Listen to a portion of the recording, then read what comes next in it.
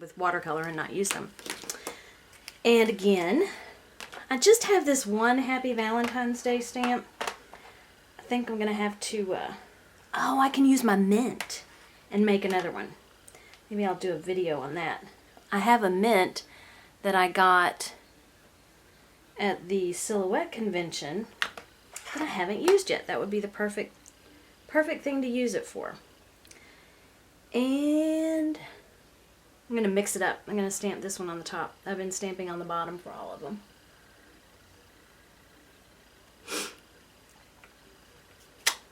Alrighty. Then I'm going to take my stencil. I'm going to do it on an angle again. Okay. I'm going to do red in the middle, and these are just versions of red. So I did one earlier. Excuse my head, I'm going to reach across here. And this is how it turned out. And I think I want the darker color in the middle. So start in the middle. And all I'm doing is kind of coloring in the heart, and I'm overlapping a little. Again, my stencil's kind of popping up over on this side. And with red, you have to be really careful because you can easily turn it into pink if you add too much water. And then I'm just going to take a really fat brush. It says 3/4. I don't know. That's not a number. I know it's a flat brush, just a big brush. And then I'm just going to add water. And actually, the fact that it goes under the stencil, see how it's kind of seeping out around under the stencil? I like that look, so I'm really okay with that. Alright, so I'm going to rinse that off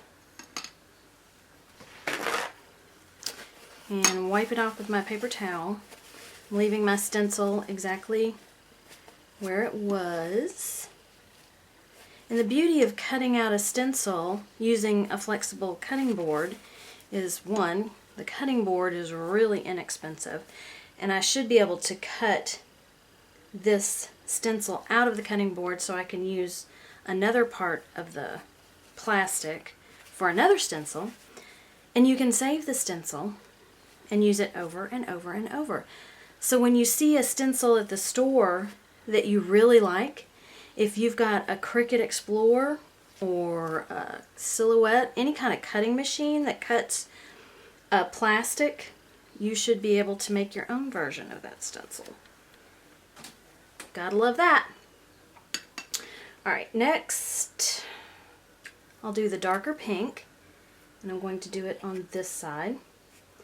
Again, just going to color. I'm sure I could use some sticky that's not permanent. I'm going to overlap there to hold down my stencil. I'm not doing that. I think I left one of the caps fell off. I don't know that I left it off. I don't know if this, I know it's a pink one. So my, I don't know if it's running out of ink. I don't use pink as much as I use my red, so I doubt that it's already running out. I think that might be the one that the cap fell off of when I had it stored. Alright. So that turned into a really pretty pink. It's still got the lines a little bit, which I like as well. Almost like that chalkboard look, just not on a black background. And last, I'm going to do, well, not quite last because I have my little hearts left. I'm going to take my lighter pink, hold down my stencil, color it. And this is a different color pink than the example that I showed you. I didn't particularly care for the pink that I chose for the other And I'm liking this one. And the colors that I'm using are S Almond Pink. I'm not sure what the S stands for. And number 25, Pink. And then my favorite red, number 29, Geranium Red. All-time favorite red. All right, I'm going to add some water. Oop, kind of moved my stencil a little. But again, that's okay, because I really like the look of it kind of bleeding past the line. All right. And I think I'm going to take the darker pink. Maybe I'll mix darker and lighter over here. See how that goes? And do the red on this heart over here. Lift my stencil again. Put that back. It's pretty easy to line it back up. Take a little bit of water. I do still want it to have the heart shape, so I'm going to hold down the little pointy part of the heart. And see how that got really light?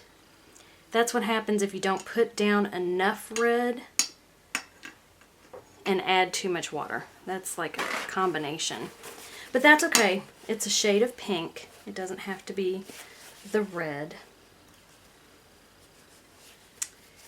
And I think for this, I would like for it to be a little splotchy. So let me see what happens if I spray it a little. Maybe that'll splotch it up a little bit. It'll probably take a minute for that to show up, but that's okay.